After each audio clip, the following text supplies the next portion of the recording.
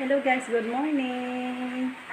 Happy Thursday morning. Ayan, tapos na tayo nagluto sa ating para agahan guys. Yan, yung kuha ni Rico kahapon na hito. Ayan o. Maagang ginataan natin. Kasi busy si Rico doon sa bahay ni Mama. Dito na lang kami sa loob nagsaing. Kasi ano guys, maulan na naman ang panahon. Punta tayo doon nila Mama guys. Andun si Rico. Tingnan natin anong ginagawa ni Rico doon. I-off na lang natin yung apoy. Tayo na guys. Punta tayo ka Mama. Ano pala? Happy birthday pala. Greet lang po ako kay Mami T. Happy birthday po sa inyo Mami T. God bless you. More birthdays to come pa.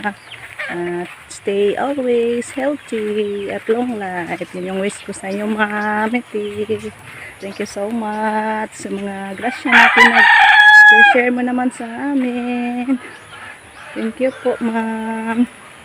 Dito na tayo sa kamama. Dito na si Rico, busy.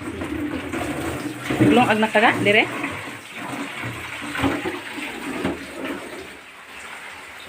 Nasain na si Rico ang kakanin ni mama. Mga gulay na lang tayo, guys. Ano siya inuunan? Kanina lang. Lugaw. Lugaw ni mama. Naglawoy si Rico guys. Labong sa anak. Kawayan. So, maglinis man ako ng kaldero guys na mapaglutuan. Sahugan ng pinirito. Ganda lang. Dalawang piraso yung sinahog natin guys, yung pinirito para maging masarap yung sabaw. Iniwan ko muna si Rico doon sa kila mama guys kasi magpapakain pa ako sa mga hayop natin, yung biik natin at saka manok. Kagabi doon si Rico natulog sa kila mama. Hello guys, kain tayo ng pineapple. Ang laki sa bunga sa pineapple natin dyan sa likuran ng bahay natin guys. Kinuha ni Rico. Ano na siya? Talagang hinog na. Parang ripe. Ripe naman ka ni guys. So balatan natin kay para kainin natin guys. Vitamin C. Itong pineapple and rich in fiber pa to guys. Habang man.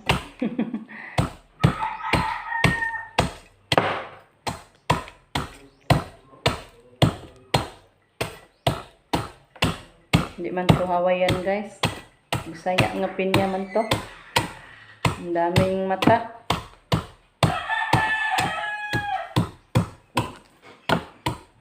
Masarap ito yung ano guys, i-blend.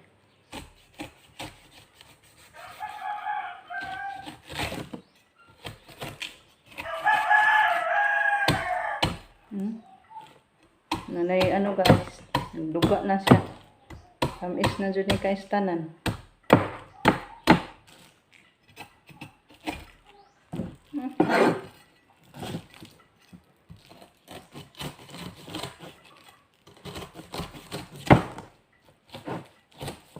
Gahim ng mata niya. Matigas yung mata guys. Tigas yung mata sa pinya.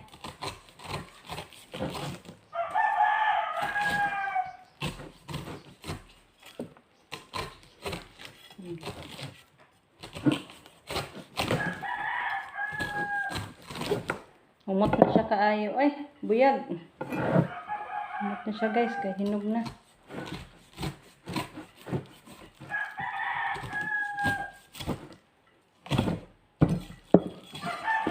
Kasabot ano niya.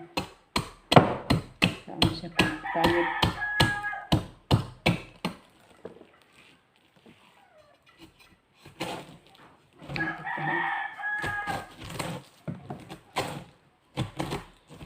Kaya na oras.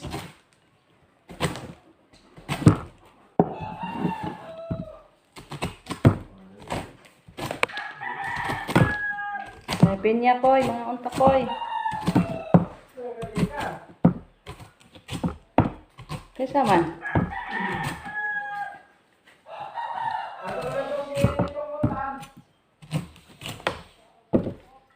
Bago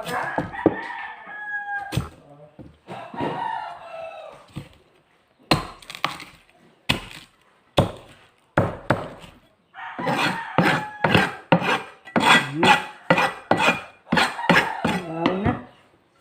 Tingnan natin yung mga mata.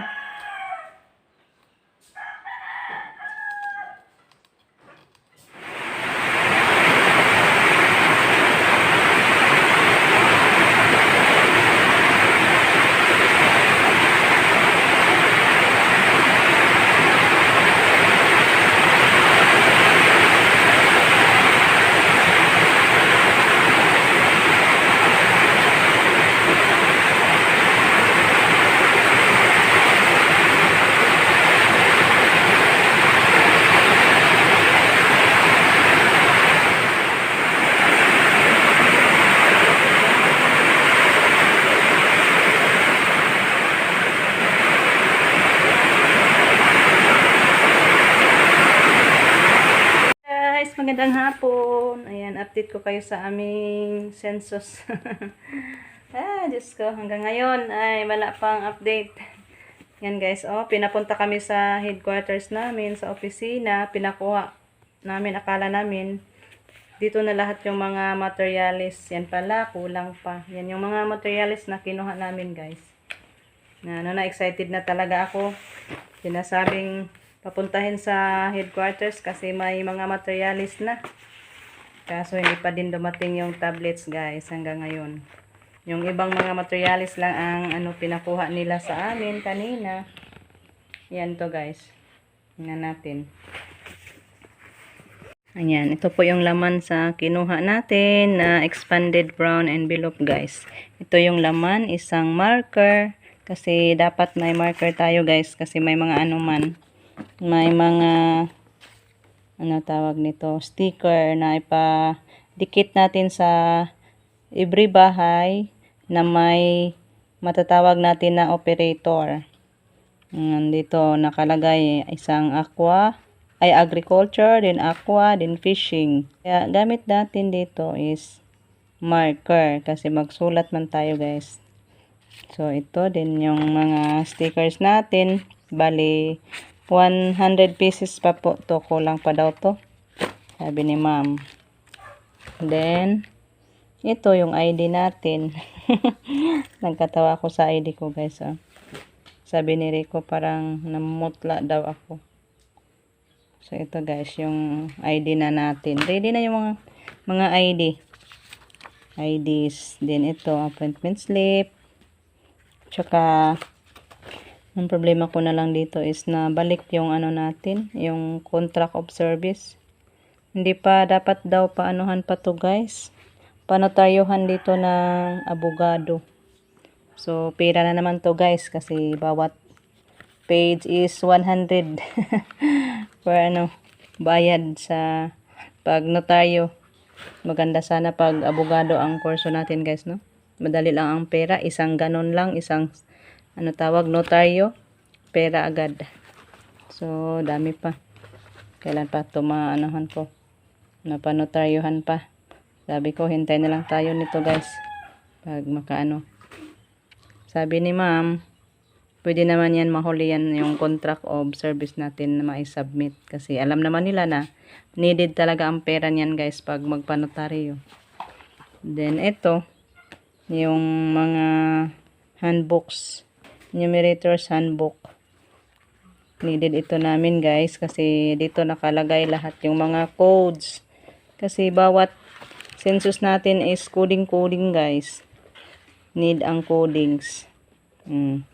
Katulad sa mga farmers, yung mga tractor, katulad sa tractor yung coding is 4125. So di natin ma-memorize lahat guys, kaya binigyan nila tayo ng mga handbooks, bawat enumerators. Rake. Code sa rake is 4203. Kasi ito yung mga laman sa handbook.